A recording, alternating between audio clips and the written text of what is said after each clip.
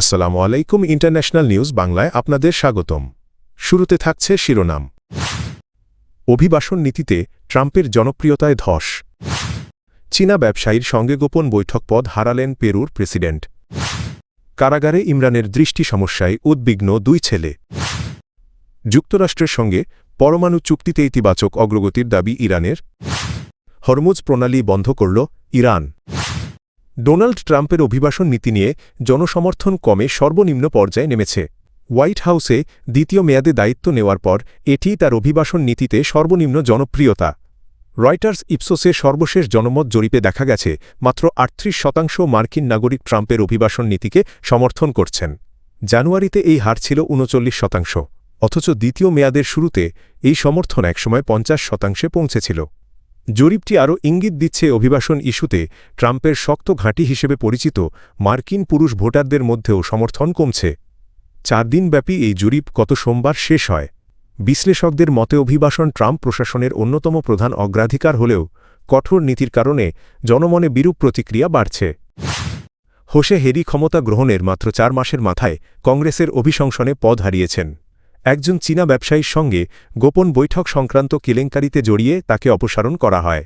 মঙ্গলবার পেরুর কংগ্রেসে অনুষ্ঠিত ভোটে অভিশংসন প্রস্তাবের পক্ষে ভোট দেন ৭৫ জন আইন প্রণেতা, বিপক্ষে ছিলেন ২৪ জন আর ৩ জন ভোটদানে অনুপস্থিত ছিলেন। এই অভিশংসনের মধ্য দিয়ে পেরুতে টানা তৃতীয়বারের মতো কোনো প্রেসিডেন্টকে পদচ্যুত করা হল, যা দেশটির দীর্ঘদিনের রাজনৈতিক অস্থিরতাকে আরও গভীর করল। গত অক্টোবরে প্রেসিডেন্টের দায়িত্ব নিয়েছিলেন হোসে হেরি।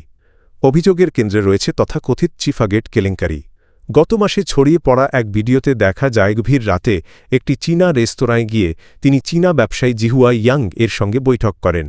ওই ব্যবসায়ীর পেরুতে একাধিক দোকান ও একটি জ্বালানি প্রকল্পের অনুমোদন রয়েছে।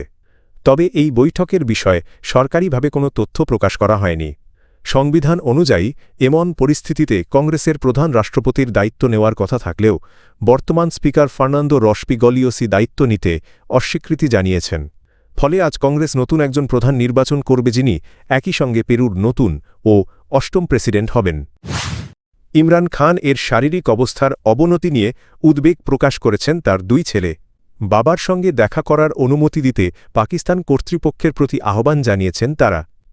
লন্ডনে অবস্থানরত ইমরান খানের ছেলে কাশিম খান ২৬ ও সুলায়মান খান ২৯ জানিয়েছেন ২ বছরের বেশি সময় ধরে তারা বাবার সঙ্গে সরাসরি দেখা করতে পারেননি। রয়টার্সকে দেওয়া সাক্ষাৎকারে তারা বলেন, দীর্ঘ কারাবাস ও চিকিৎসা নিয়ে অনিশ্চয়তা তাদের গভীর উদ্বেগে ফেলেছে। এর আগে ইমরান খানের আইনজীবী সুপ্রিম কোর্টে জানান, হেফাজতে থাকার সময় তার ডান চোখের দৃষ্টিশক্তি উল্লেখযোগ্যভাবে কমে গেছে। তবে গত সোমবার একটি সরকারি মেডিকেল বোর্ড দাবি করে চিকিৎসার ফলে চোখের ফোলা কমেছে এবং দৃষ্টিশক্তির উন্নতি হয়েছে। এ বিষয়ে সন্দেহ প্রকাশ করে ইমরানের ছেলেরা বলেন, মেডিকেল বোর্ডের প্রতিবেদনের সত্যতা তারা নিশ্চিত করতে পারছেন না। গত সেপ্টেম্বরের পর গত সপ্তাহে প্রথমবারের মতো ফোনে বাবার সঙ্গে কথা বলেন তারা। ফোনালাপে ইমরান খান জানান, কয়েক মাস ধরে তার চোখের যথাযথ চিকিৎসা হয়নি। ইরান ও যুক্তরাষ্ট্রের মধ্যে জেনেভায় ওমানের মধ্যস্থতায় অনুষ্ঠিত পরোক্ষ পারমাণবিক আলোচনায় ইতিবাচক অগ্রগতির ইঙ্গিত মিলেছে। মঙ্গলবার ১৭ ফেব্রুয়ারি বৈঠক শেষে ইরানের পররাষ্ট্রমন্ত্রী আব্বাস আরাকচি জানান, দীর্ঘ অচলাবস্থার পর উভয় পক্ষ সম্ভাব্য একটি চুক্তির খসড়া তৈরির লক্ষ্যে কিছু নির্দেশনামূলক নীতিমালায় একমত হয়েছে। ইরানের রাষ্ট্রীয় টেলিভিশনে দেওয়া সাক্ষাৎকারে তিনি বলেন, ওমানে অনুষ্ঠিত আগের দফার তুলনায় জেনেভার আলোচনা ছিল বেশি ফলপ্রসূ।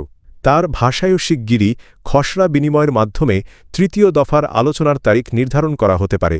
আলোচনার মূল লক্ষ্য ইরানের পারমাণবিক কর্মসূচিকে কেন্দ্র করে সম্ভাব্য সামরিক উত্তেজনা এড়ানো। তবে ওয়াশিংটনের পক্ষ থেকে অবস্থান কিছুটা সতর্ক। মার্কিন ভাইস প্রেসিডেন্ট জেরি ভ্যান্স বলেছেন, কিছু অগ্রগতি হলেও ইরান এখনও প্রেসিডেন্ট ডোনাল্ড ট্রাম্প নির্ধারিত সব রেড লাইন মানতে প্রস্তুত নয়। ফক্স নিউজকে দেওয়া সাক্ষাৎকারে ভ্যান্স বলেন, যুক্তরাষ্ট্র কূটনীতিকে প্রাধান্য দেবে ইউরেনিয়াম সমৃদ্ধকরণ ও ক্ষেপণাস্ত্র কর্মসূচিসহ গুরুত্বপূর্ণ ইস্যুতে ইরানকে মার্কিন শর্ত মানতে হবে। তিনি সতর্ক করেন, কূটনীতির সুযোগ শেষ হলে প্রেসিডেন্ট প্রয়োজনীয় পদক্ষেপ নিতে পারেন। ইরান পরমাণু কর্মসূচি নিয়ে যুক্তরাষ্ট্র এর সঙ্গে পরোক্ষ আলোচনা চলাকালীন বিরল শক্তি প্রদর্শন করেছে।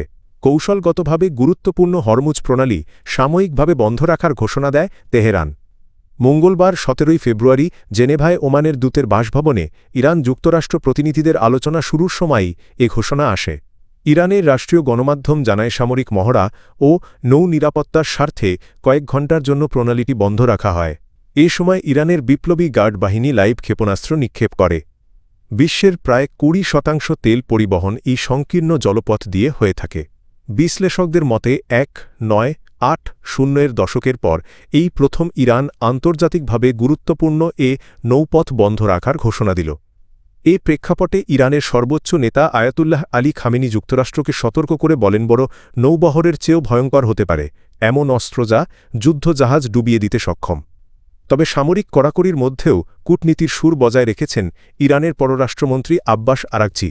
জেনেভায় জাতিসংঘ নিরস্ত্রীকরণ সম্মেলনে তিনি বলেন, আলোচনার মাধ্যমে একটি টেকসই সমাধানের জন্য নতুন সম্ভাবনার জানালা খুলেছে। তবে তিনি স্পষ্ট করেন যে কোনো আগ্রাসনের জবাবে ইরান পুরোপুরি প্রস্তুত।